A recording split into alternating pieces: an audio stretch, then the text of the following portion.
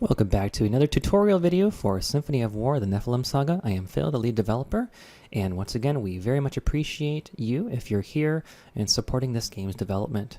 We are going to now talk about the light troop types, so that includes light infantry and light cavalry. So we've got our base formation here as we have been using to this point. There are multiple light classes that can be upgraded to from these base classes. So we're going to go ahead and start off with the fighter. And we're going to upgrade him so he has enough stats to actually upgrade all these classes. So we are going to start off with the Skirmisher. So the Skirmisher is our basic Tier 2 light infantry. And a lot of the things about the Skirmisher apply to all light classes. So light troops excel in rough terrain. That includes hills, woods, swamp, and townscape. And so I would say it's fair to say that a light infantry cannot stand toe-to-toe on equal grounds with a heavy infantry in open terrain. They just don't have nearly as much armor. They don't have quite as much strength and weapon power. But what they do have is the advantage of the rough terrain bonuses, much higher skill, so they have more chance to evade or deflect, or I should say a glancing blow. And they also have the ability to ambush, which is a giant advantage. So, and heavy infantry cannot do any of that stuff, just as more powerful. Light infantry also does have blocking and cover mechanics, although it's about at half the strength of a heavy. So, Skirmisher. I already talked about the guerrilla trait gives them the advantage in rough terrain in terms of evasion. So it's pretty hard to hit light squads when they're in rough terrain because their evasion just goes through the roof. So even if you hit them, sometimes they'll get a glancing blow, which is not very much damage. So do be wary of that if there's enemies that are in the woods. So they get a pretty decent attack upgrade. Notice the HP and armor actually goes down when you go from fighter to skirmisher. That's because you're going from heavy infantry to light infantry. But as long as you're aware of that, you'll be just fine. So let's go ahead and upgrade him. And from here, the skirmisher naturally goes to ranger. So we'll get him to the ranger class.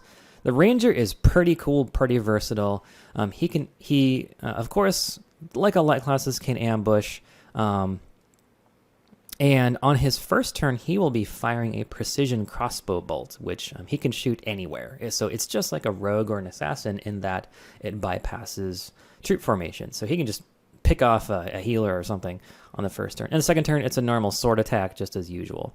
In addition to all that, he gets very significant stat increases to his pure power. As you can see, armor, weapon, strength, HP, huge increases for the ranger. So, you kind of think, well, why would I go with light infantry when I can just go smashy with heavy infantry? Well, the ranger is just about as strong as a tier 3 heavy infantry, especially in rough terrain where I would say he's stronger. And that does it for that quick thing. Let's go back to fighter. So we will go to rogue. So the rogue is not as straight up beefy as the skirmisher and the ranger, but we do have a stealth attack mechanic, which is just absolutely devastating. Like, the stealth attack is just awesome in this game. I didn't even know it would be so good, but it's so good.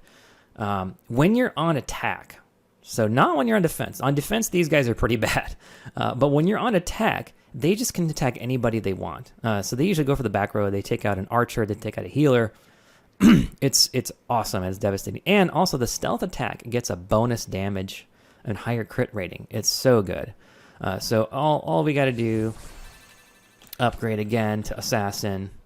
We need a lot of skill to be assassin. And we need 2 obsidian, so that's kind of a big price. But boy, look at the weapon power on this guy. It's huge. So the attacks from the assassin are, oh boy, I mean, they will just slice you to pieces. So what you do is you don't get attacked by assassins. You kill them before they kill you, basically. And so they're kind of squishy, I gotta say. They're kind of easy to take out, especially if you've got magic attacks. So Yep. Point being, just watch out for these guys. And if you have a lot of them in a squad, oh man, it's so fun to watch them just destroy everything on offense. It's so fun. Going back to Scout. So here is our light cavalry. Same thing as with heavy infantry and heavy cavalry. They do confer the exact same aspects of ambushing and covering and blocking mechanics that the light infantry has. In addition to that, light cavalry does have, of course, higher movement. So these guys have the highest possible movement. And they can also move after attacking. And because they're melee cavalry, they can charge. So the scout can just do so many things. It's crazy. To pay for that, his stats are not great. His stats are only a little bit better than the fighter, and they're worse in terms of HP and armor. As we said, we go from heavy to light, so we lose a little bit takiness. But boy, this guy can do just about everything. I really like to have a squadron of scouts, or maybe 2 of them, just for their sheer speed to maybe do flanking attacks. And they can also just be objective capturers if you don't want to put them in combat at all. Because of their speed, they're so good at that. But again, I mean, they can just sit far, far away from the battle. And if you've got like an archery squad that you want to take out from the back line, these guys might not have enough movement to just go in, swoop in, and flank and just destroy them. The squad upgrades to the Hussar. Similar to the Ranger, it is a extremely significant increase in pure beef, pure power. So he does exactly what the Scout does. Forgot to mention, the Scout has a bonus against enemy cavalry. So the Hussar has an even greater bonus against enemy cavalry. So it's a cavalry anti-cavalry. And, so again, it's kind of hard not to use a knight because knights are just so powerful.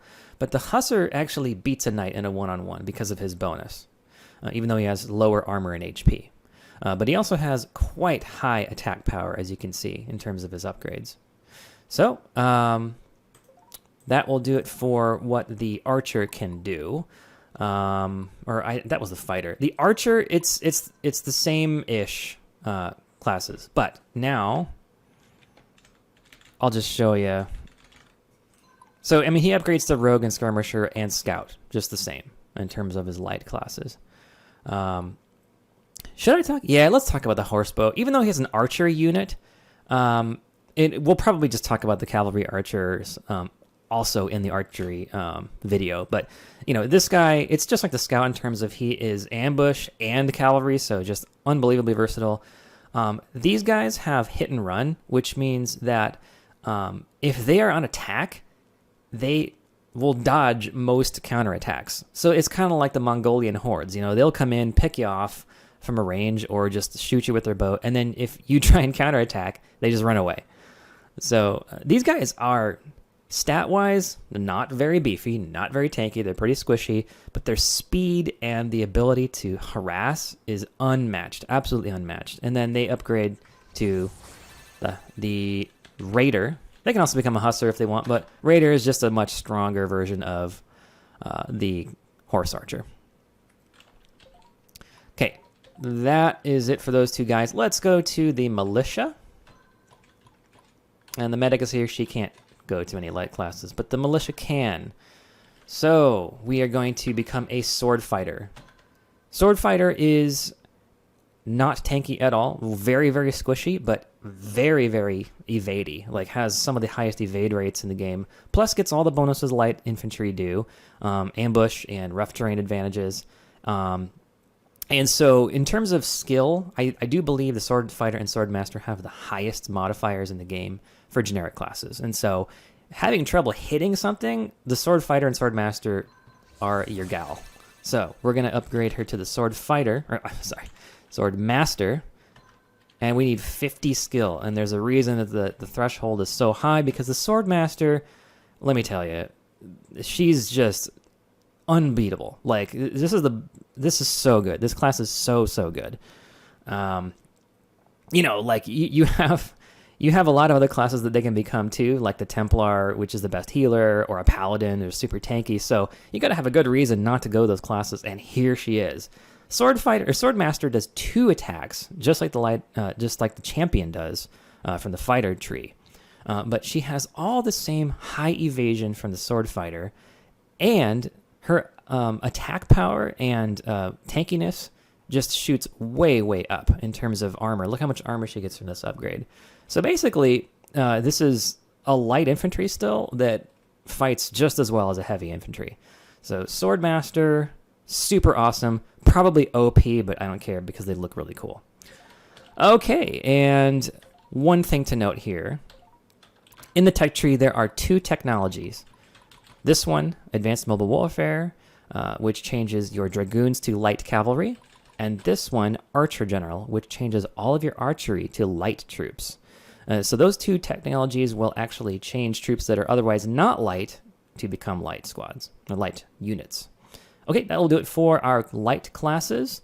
The Masters of Guerrilla Warfare, the Masters of Ambush, and Stealth Attacks. Thank you again for watching, and stay tuned for more tutorial videos. Take care.